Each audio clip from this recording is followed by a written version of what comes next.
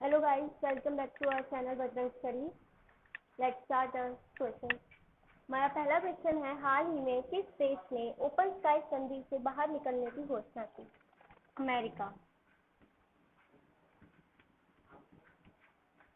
America ने open sky संधि से बाहर निकलने की घोषणा की है।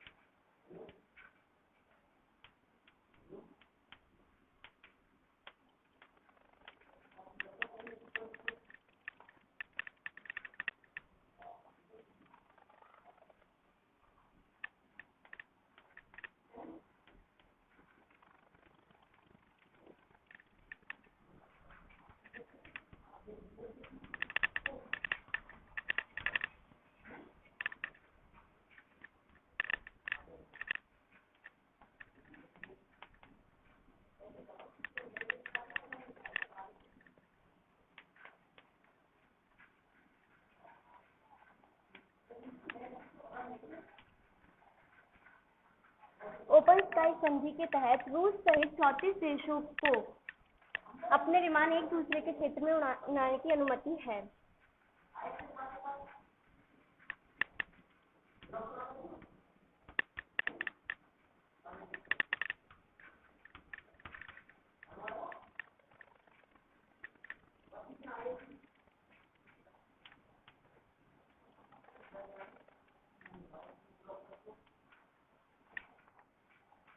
ओपन स्काई संधि 2002 में की गई थी और अब अमेरिका के प्रेसिडेंट डोनाल्ड ट्रंप ने इस संधि से बाहर निकलने की घोषणा की है। हाल ही में किस देश ने ओपन स्काई संधि से बाहर निकलने की घोषणा की है? अमेरिका ने। और इस संधि के तहत रूस सहित 34 देशों को अपने विमान एक दूसरे के क्षेत्र में उड़ाने की अनुमति है और ये संधि 2002 में की गई थी।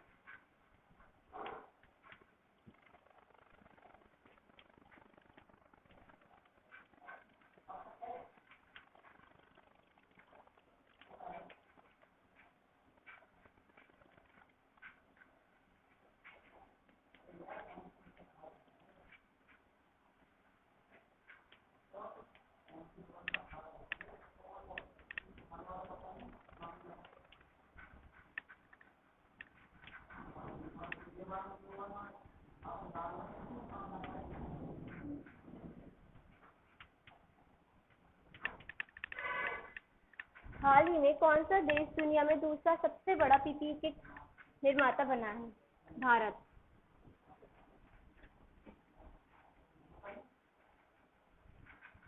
भारत पीपीई किट निर्माता बना है दूसरे नंबर पर।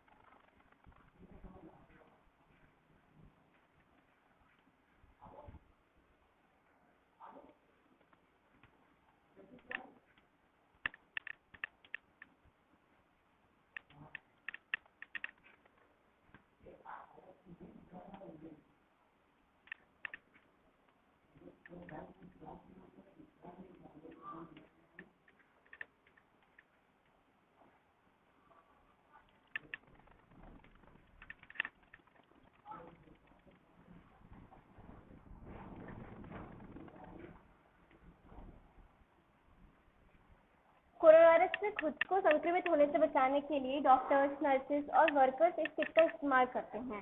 पीपीई का मीन्स है पर्सनल प्रोटेक्टिव इक्विपमेंट।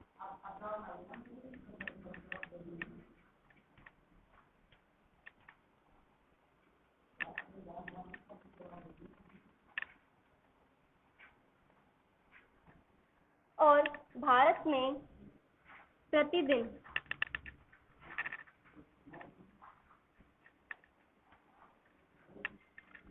2 लाख से ज्यादा पीपीई किट निर्मित की जाती है।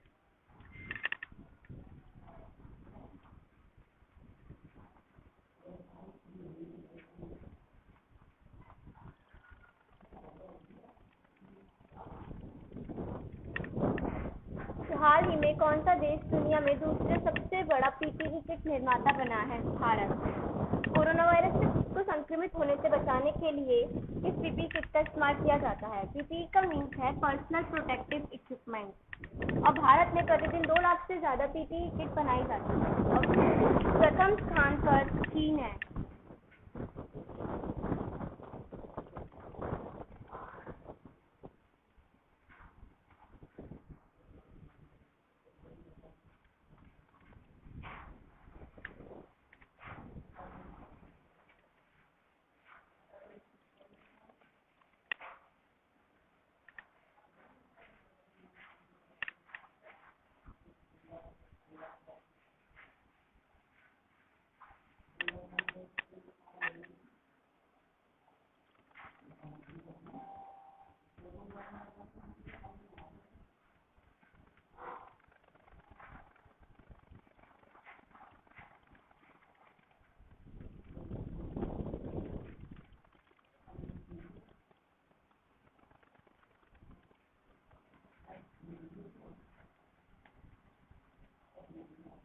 हाल ही में राष्ट्रमंडल दिवस कब मनाया गया? 24 मई, यानी कॉमनवेल्थ डे।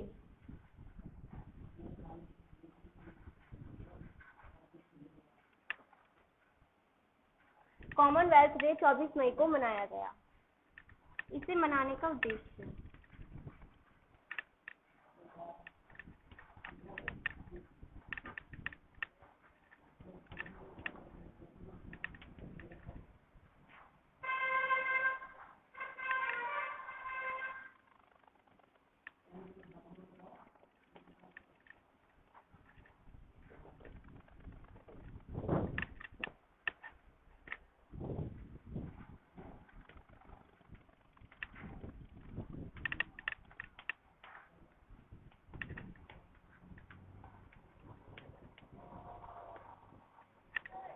एकता को स्थापित करना और मानवता को बढ़ावा देना इसका उद्देश्य है।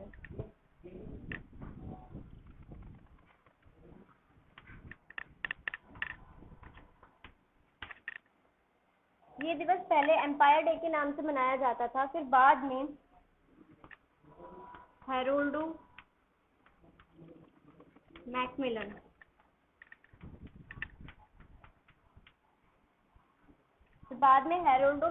ने एम्पायर डे का नाम बदलकर राष्ट्रमंडल दिवस कर दिया। इस वर्ष की थीम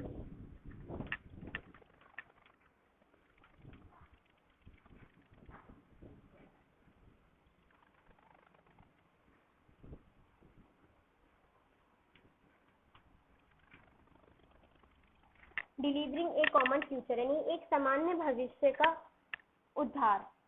तो हाल ही में राष्ट्रमंडल दिवस कब मनाया गया? 24 मई को। और इसे मनाने का उद्देश्य एकता को स्थापित करना और मानवता को बढ़ावा देना है।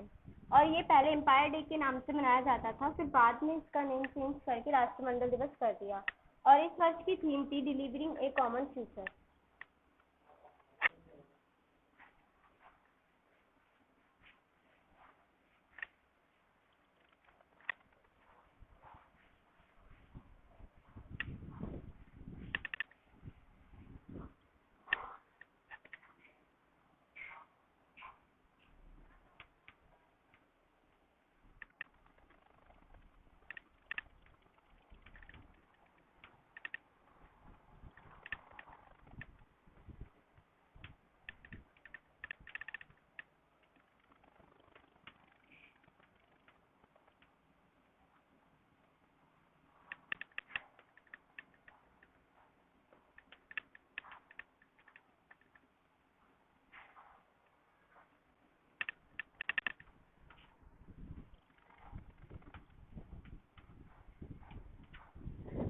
कानून संशोधन विधेयक 2020 किसने पारित किया? लोकसभा। और इसका उद्देश्य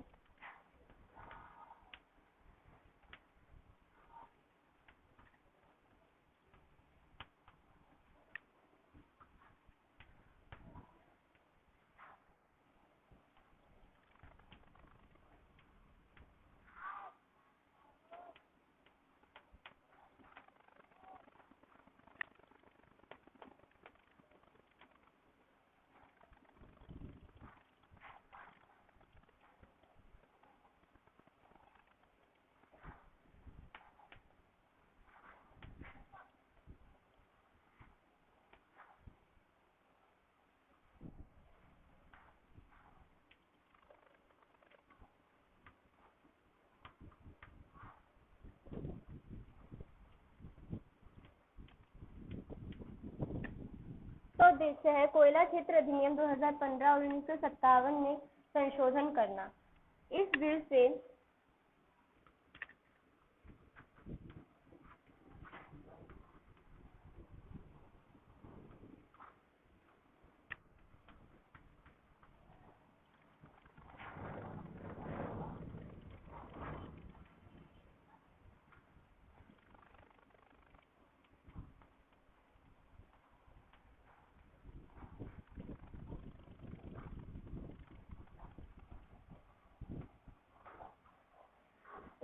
कोयला क्षेत्र में वाणिज्यिक खनन पूरी तरह से खुल जाएगा।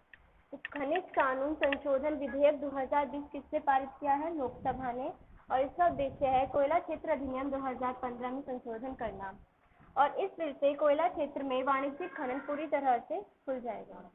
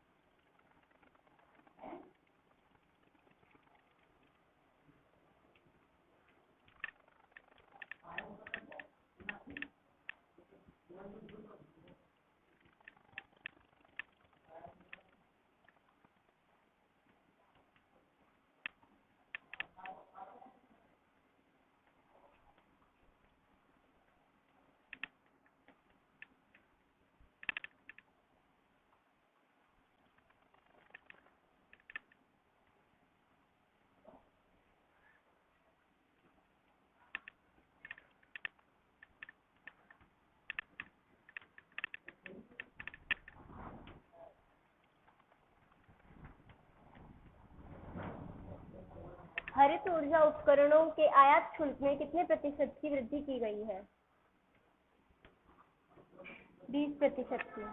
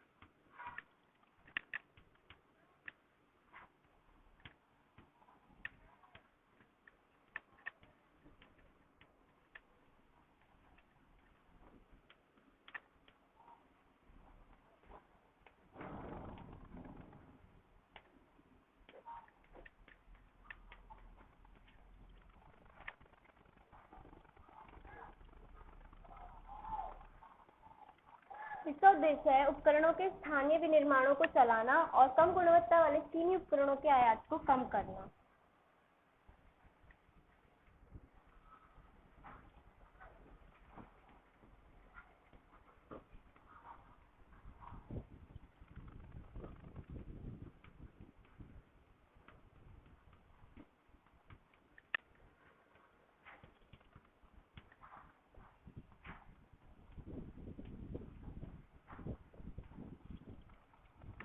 केंद्रीय वित्त मंत्री निर्मला सीतारमण ने हरित ऊर्जा उपकरणों के आयात शुल्क में 20% की वृद्धि की है।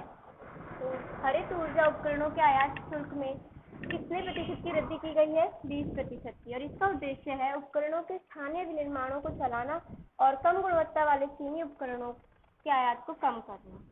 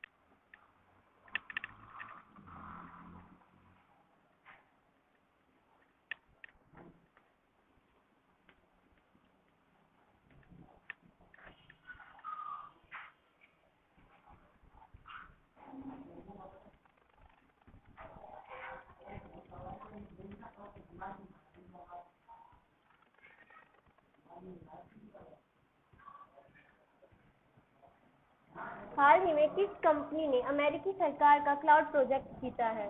गूगल।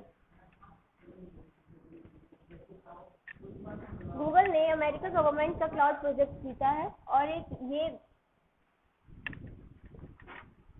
गूगल एक इंटरनेट सर्च इंजन है।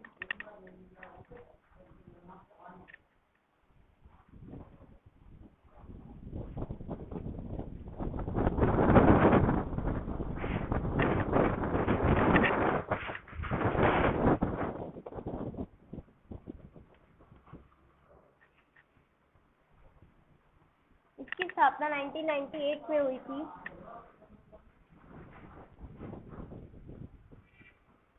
इसका हेडक्वार्टर कैलिफोर्निया जो कि यूएस में है।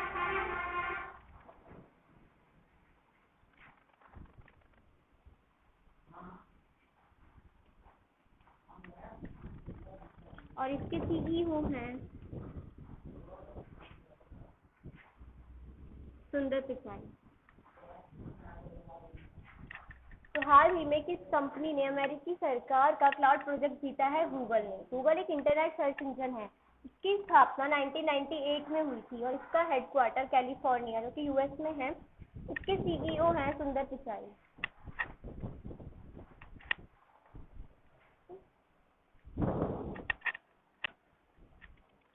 आज के लिए बस इतना ही। Thank you.